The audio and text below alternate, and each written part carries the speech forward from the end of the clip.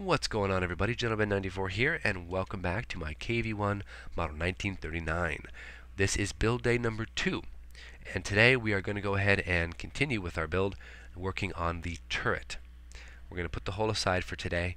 I have been sick over the last couple of days, so I haven't really been in the mood to make any videos or to do anything with the tank, but today I've got the energy, my voice has come back, more or less, so we're going to jump in and we're going to work just on something small. So we're going to focus on the turret. Now there's a couple of things we need to get done on the turret, but before I get into that, let me go over a couple of things that I've found out about the kit itself. Now, as I said before in our last episode, this is a hybrid kit. Okay, it's a 1941 hull with a 1939 prototype turret. Now, if you build it out of the box, you're going to build a very specific 1941-1939 hybrid tank, as was found around Leningrad in late 1941. That's not necessarily a bad thing, but I don't really want to do that. I want to build a kit that's more around the time of, say, 1940. So in order to do that, I've been doing a little bit of research and figuring out what it is that I have to do to get that to that point. Now, if you check online, you go to Forbo Green, the website that I talked about last time, I posted in the description. That's going to have a recipe about how to build an early 1940s KV-1. Looking over that build recipe, I see there's a couple of issues here with the 39 version that I just cannot fix. So these are the problems. The road wheels, the wrong type. The return rollers, completely wrong type. Storage bins, they're the later versions. And the rear engine deck. So what we're going to need to do is we're going to need to go ahead and change some of these parts. Now, can we do that? Well, yes, we can. But it's going to cost us some money. If we want to actually make this as accurate as possible, we would have to go out and we'd have to purchase a KV-2, the big turret early version from Trumpeter, just to take out road wheels, return rollers, and an engine deck, plus toolboxes to build this kit. And I don't want to do that, so I'm not going to. Instead, what I'm going to do is I'm just going to run the road wheels as they are, run the return wheels as they are. I'm going to try my best to alter the rear decking, and we're just going to go with it from there. We're going to build a 1939 turret, and we're going to try to backdate the hull as much as we can without going out and buying another $20 kit just to have the road wheels. So let's jump right into the turret. Let's get this squared away. Again, just to kind of reiterate what I've been doing is I've been fixing up the turret, sanding down the edges, dry fitting. Once I'm satisfied, glue the parts together. And that's kind of the important part to remember, is always test fit, dry fit your parts together before you put any glue on. The reason you do that, of course, is to simplify your life quite a bit. Because by the time you get that glue on, if you realize that something just isn't sitting right, you have very little time to get it fixed up before you have to remount it, and then you have to reapply glue. So if you dry fit, then you glue, much better, much easier. It's just what model builders should be doing. So we've got the turret more or less together, and the rear end, the rear turret bustle, where they would hold ammunition, and the rear machine gunner, is definitely looking good. We've got the crease, we've got the turret ring more or less completed. We're just putting a little bit of finishing touches here and there on the turret ring on the inside of the bustle and on the outside. We want to make sure that there is not much of a seam, at least in the very back of the turret, because that's the part that you're going to see. Unless you take the turret off and look underneath, you're not going to see that seam. So we want to do most of the work on the very back of the turret where you will see the seam, right around where the rear machine gun would have been held. So I'm going to put that aside for now, and we're going to start work on the top of the turret.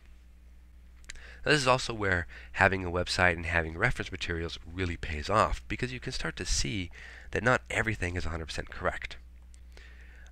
If you check out Forbo Green, in his 1939 kit review, he does talk about these bolts on the top of the turret. They are actually raised here on the kit, but they weren't raised on the original. On the real life version, they're actually recessed. And the reason you don't see them on the real turret is because they were mounted from the inside. So we're just going to take off each one of these little bit of a ridge, and we're going to fit it into the top of the turret. Another thing we noticed here is that the top of the turret actually sits a little bit above the turret sides. So what we're going to have to do is we're going to have to lower it. We're going to have to get it so it sits flush. And the easiest way to do that is really just to remove the inside turret lip so that we can adjust how high that turret top sits in relation to the edge of the turret. Okay, so we've got the turret. We've got it all set up. We removed the inside lip. And now we're going to go ahead and we're going to take off each of these bolt heads that were molded into the turret model itself. So to do that, we're just going to take a hobby knife and we're just going to slice off each of the bolt heads. Be very gentle, be very careful. You don't want to nick or gouge yourself or the model kit. Take it part by part. So we're going to hit the front, we're going to hit the sides, and we're going to hit the top. Also, the bolts around the hatch also need to be removed. Now, Forbo Green has a wonderful build recipe for the 1939 kit, and he talks about each of these little changes that should be made. So you might want to check it out if you're doing one of these as well. Again, just removing each of these bolt heads. Just a little bit of pressure.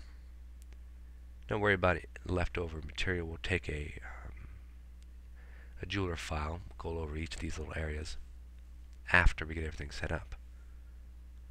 So I cut this off here, just work our way around the side of the turret, then we'll hit the front of the turret, and then around the hatch itself. Alright, we cleaned it up, we removed the inner lip just by slicing it completely off, and we've set the turret in flush with the turret sides. This is how Forbo Green recommends you do it. Now whether or not it's 100% correct, very difficult to tell, but I'm going to take his word for it. We've also removed and set down the rear seam. Now we left the ridges above the turret ventilator. Didn't really want to remove those. They were going to be a real pain to get off. So I just did around the hatch and the side of the turret and left the one up front. So the next step we're going to do, we're going to start mounting some of the odds and ends. We have to build the front mount. We have to build the rear machine gun mount. We have to build the hatch and the periscopes, as well as the vision ports. So now I'm just going ahead and cleaning up the front gun mount for the main L11 cannon. This is a cast textured part, so it looks like it was cast in metal. It's not as convincing as I'd like, and it feels a little bit too overdone, but I've sanded them down a little bit, kind of reduced that. Also working on the seams, make sure that all the burrs are off the cannon. The gun is actually meant in the kit to raise and lower. You can move it up or move it down, so that's kind of neat. So you don't put any glue on the inside in the pivot joint for this front area. You will use the glue to go ahead and fix this to the front of the turret. So we've just got a little bit of cleanup to do here, not too much. And let's go ahead and put some glue on. We've glued the front of the mantle down, and it looks pretty good. I'm fairly pleased with it. We have a little bit of adjustment to make, but overall, it looks pretty nice. So, make sure that this is well pressed in. And we're going to move to the mantle and the gun. So here we have the mantle attached. This is also somewhat of a cast turret effect. We've removed a little bit of the burring that was happening around the back of the mantle. As you can see, it raises and lowers. That's kind of neat. We're going to go ahead and pull out the metal barrel and glue that in. But first, let's go ahead and tackle the rear machine gun. It had a little bit of a burr to it, but it shouldn't be that bad to get on here.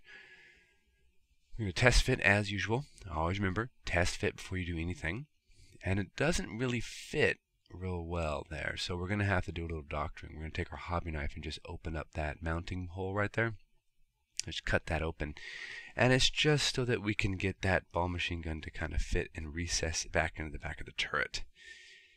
So there we go. Let's try this. Well, it's getting there. Still not quite. Yeah. Won't stay. So what we're going to do is we're just going to open up that hole a little bit more. This actually should work just fine. There we go. Yeah, that works perfectly. So we're just going to run a little bit of glue around there, drop this right in the middle there, turn it, straighten it out, press it in, hold it.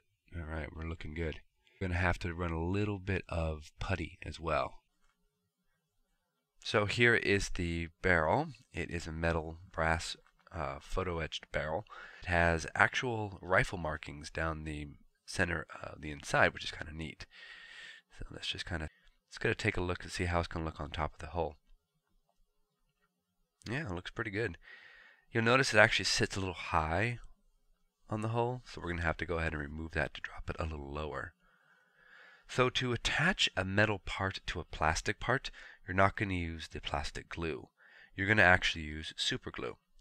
And I'm going to use just the basic Loctite super glue. It's nothing real fancy. And we're just going to put a nice little bit down in the attachment point and just kind of screw the barrel down into it.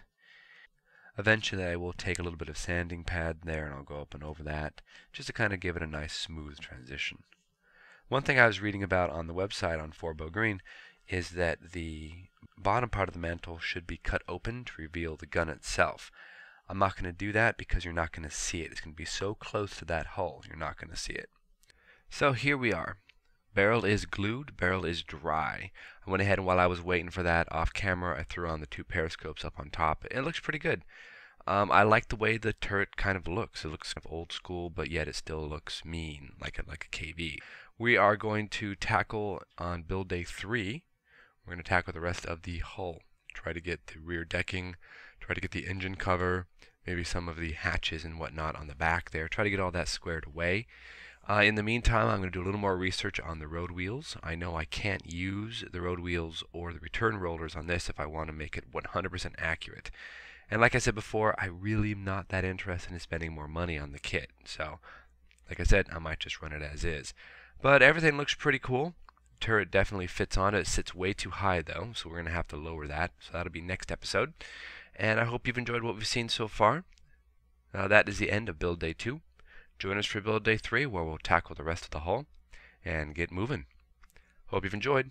Thanks for watching.